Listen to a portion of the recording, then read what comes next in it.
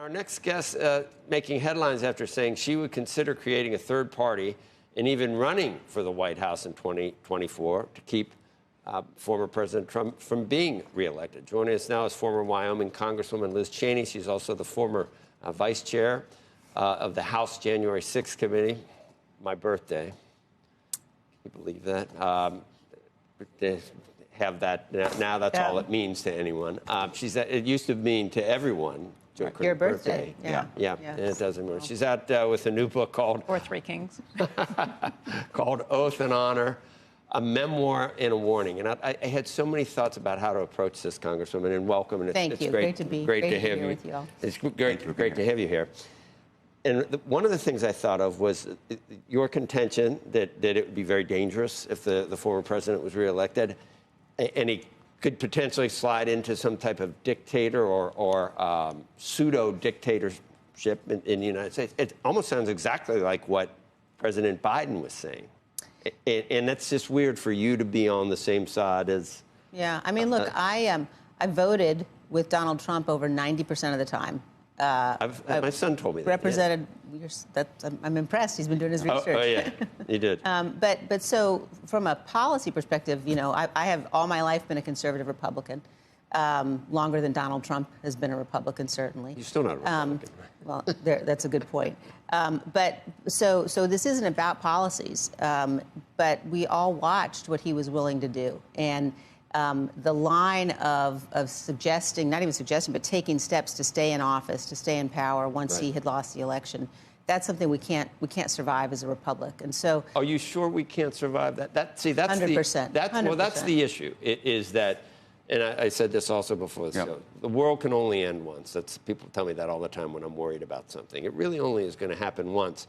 And we've been a democratic republic for 250 years through thick and thin. But the reason that we have been is because every single president, everyone before Donald Trump, was committed to the peaceful transfer of power. And that is a sacred thing that's at the heart of how we maintain. Not up to him, it is up to him. Well, if he's in office, he failed. Right. But he tried. And we know through the investigation that we conducted that he tried through multiple means, through pressure on the vice president, through pressure on the state legislators, through pressure on the Justice Department. And at the end of the day, when the mob was attacking the Capitol, he sat and watched it happen. For hours. Not for days, but for hours. And there even a single moment. I agree. And so you have no. In that sense, that is why it's unsustainable. It's a risk that we can't take. That doesn't mean that I support the policies of the Biden administration. I absolutely think what's happening at the border is abhorrent. I think that on national security policies, they're making some big mistakes. I think on economic policies, they're making some big mistakes. This is a moment for the country where we're facing threats that we have never faced before. There are people that say pick your poison on how you want to lose your democracy. Do you want to lose it theoretically with the Trump boogeyman? That's not theoretical. It's not theoretical. It's also not theoretical when you're talking about an open border, no law and order, there's a difference between bad policies and overregulation, higher taxes. But what you're talking about are bad policies. What you're talking about are bad policies. But that's what we'd be stuck with. And an 85-year-old president. Are you going to let me talk? Just let me finish. An 85-year-old president with Kamala Harris waiting in the wings as well. You will get no argument from me that those are policies and that prospect's bad for this country. We are in a moment, however, where we face on the other side a man who, he doesn't deny that he thinks what happened on January 6th is a special thing. He glorifies it every day. He says that he's going to take vengeance when he's elected again. He said even last night, yes, I'm going to be a dictator for a day. Now, but see, I see what you're doing. Well, no, but let me finish. What you're doing is you're saying, oh, my gosh, well, that's just him. And the problem is we saw on January 6th, and in the lead up to it, the fact that he is willing to ignore the rulings of our courts. Now, we are sitting here in the financial capital of the world. And the success and the freedom that this country has had economically and from a national security perspective are because of the foundation of our system. And a president who will ignore the rulings of the courts, which is what Donald Trump has done and will do, will immediately unravel that And system. whataboutism isn't, it's just not I'm not going to go into it. I have my own problems with some of the moral and ethical decisions maybe that President Biden made as a vice president. And we'll see how all this other stuff plays out with him. But you got a guy like Governor Abbott. I think I respect him. I admire him. Endorses Trump. The Speaker of the House, pretty big. I mean, think of Nancy Pelosi. Think of John Boehner. Speaker, endorses Donald Trump unequivocally. So there are people. Let's talk about the Speaker of the House. But there's Let's talk and about then the Speaker of the but then House. there's 70% of Republicans. Every person who ever right worked with President Trump. I know.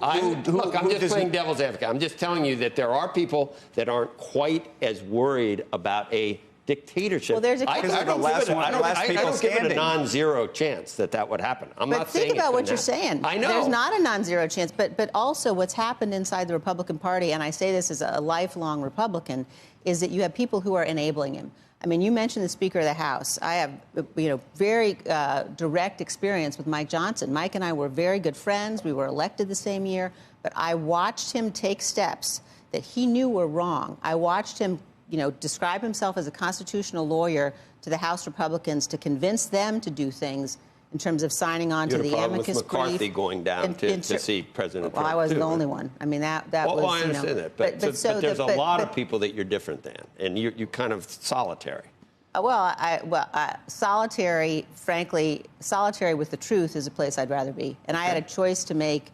That I could lie for Donald Trump. There's a lot of people either duped, or there's a lot of people that are either being duped or are corrupt and are ready to put in. That's what I wanted to ask you. Duped and corrupt is right. They're both then. Given the 70% of the Republican Party is duped and corrupt. So that's what I wanted to ask you. They're deplorables then. No, I didn't say that. No, but I didn't say that. No, listen. What I have said, and this is really important, that Donald Trump has betrayed and lied to really good, hardworking people all across this country. They have bought his lies. Now, there certainly are people who know that what he's doing is wrong and are collaborating with him. That is dishonorable and unethical. Do you think the Speaker is one of those? I do. But here's the question then. Do you believe that the American public, or those that support him, are naive?